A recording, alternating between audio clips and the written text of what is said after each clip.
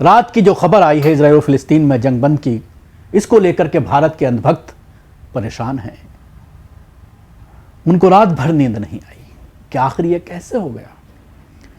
जो उनका सपना था कि फिलिस्तीन को तबाह बर्बाद कर दिया जाएगा और उसके बाद भारतीय मुसलमानों का नंबर होगा, भारतीय मुसलमानों को इन अंधभक्तों के जरिए लगातार सोशल मीडिया पर फिलिस्तीनियों का जिक्र करके चिढ़ाया जा रहा था। आज जब इजराइल ने घुटने टेके हैं, फिलिस्तीनियों की अपनी शर्तों पर जिस तरह से इजराइल ने समझौता किया है, 15 महीने तमाम तरह के मजालिम, तमाम हथियारों का इस्तेमाल करके हजारों फौजियों की अपनी जान गंवाने के बाद और लाख के करीब मजलूम फिलिस्तीनियों को शहीद करने के बाद एक भी अपना बाशिंदा सुरक्षित रेस्क्यू कराने में नाकाम रहा है इजराइल। सबसे बड़ी नाकामी है।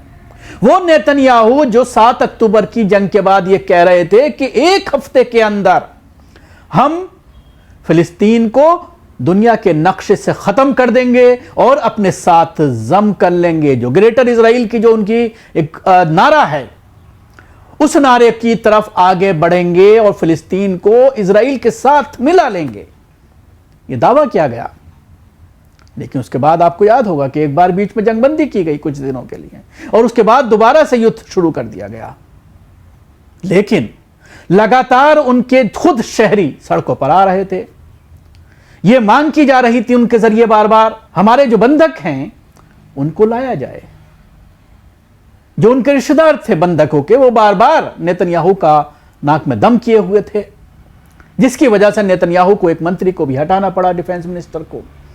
और उसके बाद वो भागता हुआ नजर आया, नेतन्याहू को भी दौड़ाया गया आवाम के जरिए। ये तमाम चीजें चल रही थी, लेकिन अपनी जिद पर अड़ा हुआ था नेतन्याहू और ये कहता था बार बार कि जब तक इस सुरंग के सिस्टम को वो नेस्तो नाबूद नहीं कर देगा, जब तक कि वो फिलिस्तीन को तबाह बर्बाद नहीं कर देगा, एक एक जो रेसिस्टेंस हैं उनको शहीद नहीं कर देगा, तब तक वो जंगबंदी नहीं करेगा। उसका यह कहना था कि यह फैसला कुन जंग है, जब तक फैसला नहीं होता तब तक हम हथियार नहीं डालेंगे। लेकिन आज वो जो बाइडन का शुक्र अदा कर रहे हैं, उनको थैंक्स कह रहे हैं, कतर को थैंक्स कह रहे हैं, जिन जिन लोगों ने मिस्र को थैंक्स कह रहे हैं, जिन जिन देशों ने इसमें मध्यस्थता की भूमिका निभाई है, उनका शुक्रिया अदा कर रहे हैं। जिस तरह से कुछ अंधभक्त सोशल मीडिया पर यह दावा कर रहे हैं कि 65,000 मुसलमानों को मौत के घाट उतारने के बाद अगर जंगबंदी होती है तो फिर उसके क्या माना है, एक बड़ी हार जो है वो फिलिस्तीनियों की हुई है। तो उनको मैं बताना चाहूंगा,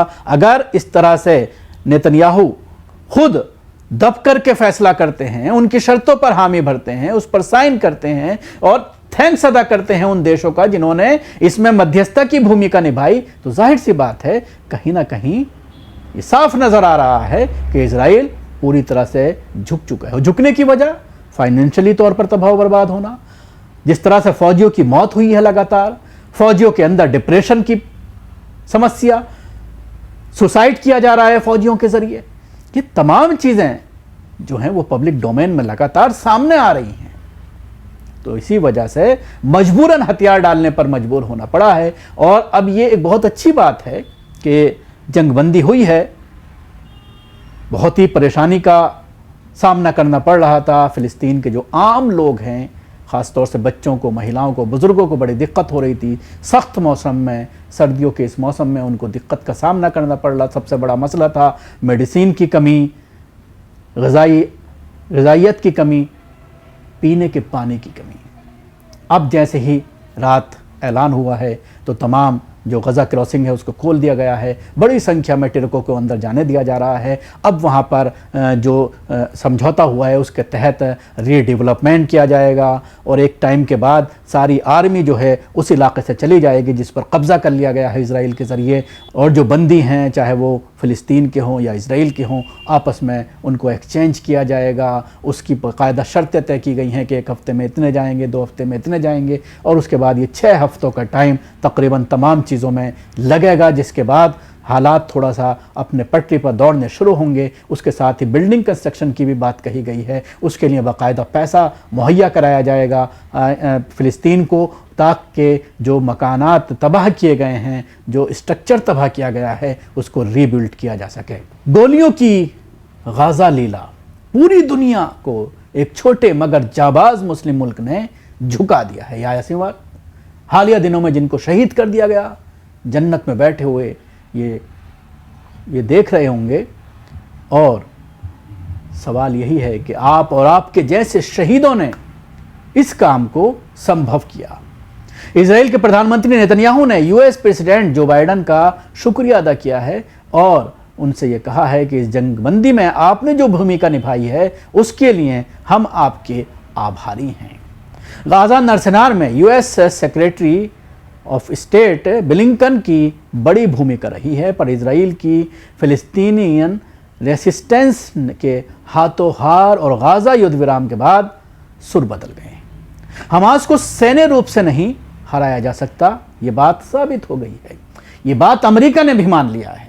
हमास ने लगभग उतने ही नए लड़ाके भर्ती किए जितने उसने खोए। जितने शहीद होते गए इतनी ही भर्तियां वहां पर होती गईं। अब आइए मैं आपको बताता हूं जो सीज फायर का जो एग्रीमेंट हुआ है इजराइल और हमास के दरमियान, वो क्या है। फिलिस्तीन और इजराइल के बीच हुए युद्ध विराम के बाद गाज़ा में खुशी की जो लहर है, इसमें कुछ शर्तें हैं। नंबर 1, जंगबंदी के पहले चरण में 33 सहयूनी कैदी रिहा होंगे। उसके बदले में 1000 फिलिस्तीनी कैदी रिहा करने का इजराइल ने वादा किया है। 19 साल से कम और तमाम औरतें कैदी इजराइल रिहा करने का पाबंद होगा। नंबर 3, गाज़ा के तमाम इजरायली फौजी निकालने पड़ेंगे और हमला भी बंद करने होंगे। नंबर 4, गाज़ा के लोग आज़ादी के साथ कहीं भी आवाजाही कर सकेंगे। नंबर 5, गाज़ा के तमाम अस्पतालों को रीबिल्ड किया जाएगा। गाज़ा के पुनर्निर्माण में कोई रोक टोक नहीं की जा सकेगी। नंबर 6, जंगबंदी का पहला चरण 42 दिनों में मुकम्मल होगा। दूसरे चरण के लिए फिर से बातचीत की जाएगी, जिसमें 66 सहयोनी अर्गमालियों और बाकी फिलिस्तीनी कैदियों पर समझौता किया जाएगा। मतलब हमास ने 66 इजरायली अर्गमालियों को रोककर नेतन्याहू की दुखती रग अभी भी हाथ में रखी हुई है। इसे कहते हैं दहले पे नहला। सवाल यही है, जैसा कि मैं कह रहा हूँ बार बार, कि सिर्फ 33 जो है वो छोड़ने की बात कही है। अभी भी 66 लोगों को अपने पास रखा हुआ है। 42 दिन का जो पहला फेस है, जब ये ख़त्म हो जाएगा तो फिर दोबारा से बातचीत होगी।